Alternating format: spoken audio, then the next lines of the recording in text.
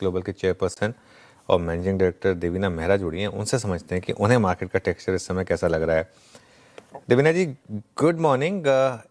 एक सेंस बन रही है क्या कि ग्लोबल मार्केट में एक बड़ी करेक्शन की शुरुआत हुई है, खासतौर से जिस तरीके से एआई लेड स्टॉक्स गिर रहे हैं, बिटकॉइन जिस तरीके से गिर रहा है और यूएस मार्केट में पिछले 3-4 दिन का टेक्सचर रहा है, क्या एक ग्लोबल करेक्शन की हमें चिंता होनी चाहिए इस समय? देखिए, ग्लोबल मैं हमेशा कहती हूँ ग्लोबल का मतलब अमेरिका नहीं है। तो वो अमेरिका में जरूर काफी टाइम से मैं कह रही हूँ कि बहुत लंबा समय था आउट परफॉर्मेंस का, 10-12 साल, और वो कभी न कभी वो खत्म होना था। और शायद राष्ट्रपति ट्रम्प के आने से वो समय की मियाद थोड़ी कम हो गई, कि वो थोड़ा और जल्दी हो गया। और आप देखिए तो पिछले कई महीनों में मार्केट बहुत नैरो होता चला गया था। उसमें मतलब खाली टेक्नोलॉजी टेक्नोलॉजी में भी कुछ ही शेयर्स, और उसमें भी अगर आप देखें नैस्डैक में, तो जो बिना रेवेन्यू और प्रॉफिट वाली कंपनी सबसे ज्यादा चल रही थी। तो वो तो खतरे की घंटी थी ही। हम लोग तो इस पूरे साल भर ही अमेरिका में अंडरवेट रहे हैं। ऑफ कोर्स फिर भी बड़ा वेट है, पर अंडरवेट रहे हैं। यूरोप का वेट बढ़ाया था, और चाइना पिछले वर्ष से ही अधिक वेट था। तो एक बार और अब उसको देखेंगे अब क्या करना है। अभी तो जापान में भी कुछ कुछ खतरा बढ़ रहा है। उनका जो लॉन्ग टर्म बॉन्ड है, वो उसकी यील्ड अभी आई थिंक हिस्टोरिक हाई पे है, उतनी हाई कभी भी नहीं थी।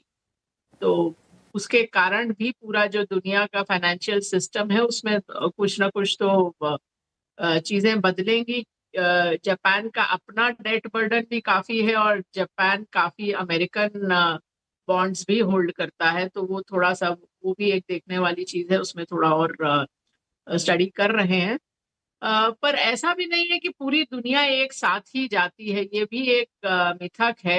मैंने ये पहले भी शायद कभी उदाहरण दिया हो आपके चैनल पर, कि आप 2003 से 7 का समय लें, जब अमेरिका का टेक क्रैश के बाद भी लो पर ही था एक तरह से अमेरिका। काफी कोई नैस्डैक का तो 2000 का हाई 2015 तक नहीं निकला था, तो 2003 में तो वो नीचे के ही स्तर पे था। फिर भी अगले 4-5 साल बहुत रिटर्न नहीं आया अमेरिका से, लेकिन वही 4-5 साल इमर्जिंग मार्केट्स के लिए बहुत अच्छे रहे। इमर्जिंग मार्केट इंडेक्स 3.5-4 गुना हुआ, भारत 6 गुना हो गया। भारत का उससे पहले के 9 साल खराब गुजरे। सेंसेक्स का 94 से 2003 नेट रिटर्न कुछ भी नहीं था, ऊपर गया फिर नीचे आया। लेकिन उसके बाद वो 4-5 साल में 6 गुना हो गया। तो ऐसा भी होता है। तो ऐसा नहीं है, ये भी लोग समझते हैं कि सारा दुनिया के बाजार एक साथ ही चलते या गिरते हैं। ऐसा नहीं होता। पर अमेरिका में तो खतरा बढ़ रहा है। और एआई अगर आप फंडामेंटली भी देखें तो उसमें बहुत सारे प्रश्न चिन्ह हैं। ओके।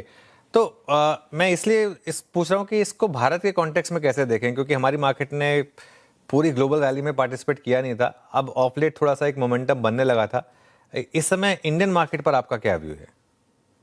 इंडियन मार्केट में तो मैं वही कहूंगी जो शायद मैंने पिछले महीने भी कहा था, कि अगर आपका जो भी इक्विटी एलोकेशन है उसमें निवेशित रहिए। 100% इक्विटी में कभी मत रखिए, चाहे आप 25 साल के ही हो।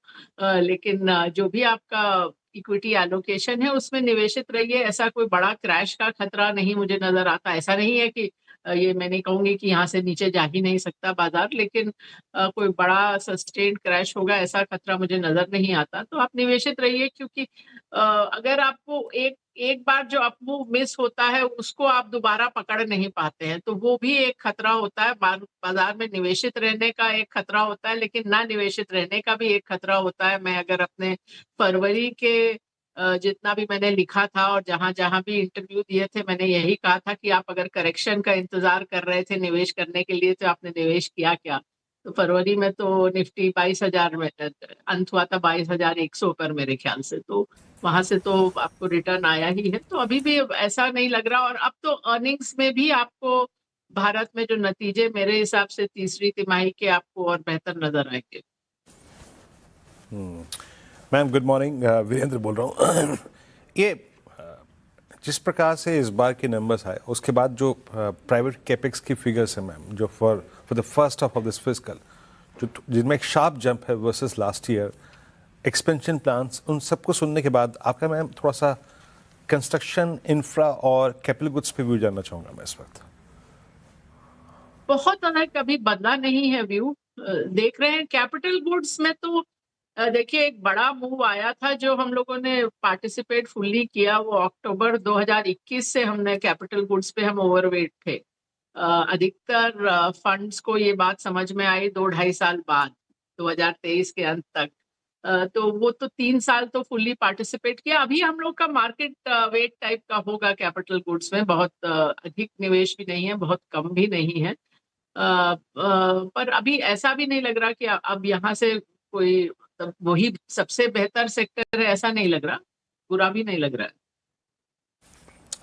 ओके, बेहतर भी नहीं है बहुत, बुरा भी नहीं है। अभी आपके जैसे अनुसार मैंने कहा बेहतर क्या मार्केट है? वेट, मार्केट सीधे वेट पर सीधे है। वहीं पे आते हैं, सीधे वहीं पे आते हैं। आपको सबसे बेहतर क्या लग रहा है? देखिए अभी पिछले लगभग 1.5-2 साल से फार्मा, हेल्थ केयर और ऑटो कंपोनेंट्स पर, स्पेशली ऑटो कंपोनेंट्स पर हम ओवरवेट रहे हैं, तो वो अभी भी मेंटेन्ड है। इस साल धीरे धीरे करके एफएमसीजी ओवरवेट हो गया है। अम, और जो सेक्टर जिस पे ओवरवेट तो नहीं है पर जहां कुछ निवेश बढ़ाया है वो है बैंक्स, खासकर पीएसयू बैंक्स इस साल भर में, और अभी lately even oil marketing companies वगैरह में भी वेट बढ़ाया है। ये होगा तो मैंने कहा, और बैंकिंग जैसा मैंने कहा ओवरवेट नहीं है पर जितना यूजुअली होल्ड करते हैं उससे ज्यादा होल्ड कर रहे हैं। ओके, चलिए ठीक है। ये देवीना जी, इस समय इंडियन आईपीओ मार्केट में जो पिछले 3-4 इश्यूज आए हैं, वो आप देखें कि आपने जिस तरीके से लिस्टिंग हुई है ग्रो की या फिजिक्स वाला की, कोई व्यू है क्या आपका इस समय इस मार्केट पर? देखिए वो तो अब सब स्टॉक्स का अलग अलग रहा है, लेंसकार्ट हो, ग्रो हो, फिजिक्स वाला हो, किसी ने अच्छा किया किसी ने बुरा किया है, पर मेरा जो आम निवेशक के लिए जो सलाह रहती है वो ये रहती है कि आईपीओ जिस समय बहुत आईपीओ का क्रेज हो उस समय आईपीओ में आपको पार्टिसिपेट करने का कोई बहुत विशेष मतलब नहीं रहता है, क्योंकि अधिकतर इश्यूज बहुत ओवर प्राइस्ड आते हैं, बहुत ज्यादा दाम पर आते हैं। जैसा कि आप देखिए 2021 में भी एक बूम आया था लगभग इसी समय, अक्टूबर नवंबर 2021 में। अब 4 साल हो गए हैं, आप देखिए उन अधिकतर स्टॉक्स का परफॉर्मेंस। और जो कोई एक दो जो आते हैं अच्छे स्टॉक्स या अच्छा बिजनेस है, अच्छे वैल्यूएशन पर, उसमें आपको एलोकेशन मिलता नहीं है। तो कुल मिलाकर ये जब फ्रेंजी होती है उस समय आईपीओ मार्केट में पार्टिसिपेट करना कोई अ, बहुत समझदारी का काम नहीं रहता है अधिकतर समय, ये मेरा मानना है। और फिर बहुत सारे कारण होते हैं जिसके कारण आपको बड़े बड़े नाम भी एसोसिएटेड नजर आते हैं उन इश्यूज में। इस बारे में मैंने 2 हफ्ते पहले भी अपने कॉलम मिंट के कॉलम में लिखा था। अभी कल फिर एक मैंने कॉलम लिखा है कि क्या पीछे क्या होता है, क्या कारणों से आपको जो एक्सपर्ट्स हैं या बड़े नाम हैं वो जो कुछ करते नजर आते हैं उसके पीछे असल में क्या मोटिवेशन होता है। ओके, अच्छा, एक मेरी तरफ से आखिरी सवाल, जो ट्रेड डील है भारत और अमेरिका के बीच में, उसे हम कितनी तवज्जो दें और उसे कितना बड़ा फैक्टर माने मार्केट के लिए? वो आपको अब जो भी ट्रेड डील होती है उसमें आपको कंपनी बाय कंपनी देखना पड़ेगा कि क्या इम्पैक्ट होता है। और सच बात तो ये है कि भारत का निर्यात उतना अधिक है नहीं, और जिन एरियाज में है भी वो भी बहुत लिस्टेड स्पेस के लिए बहुत ज्यादा मायने नहीं रखते हैं।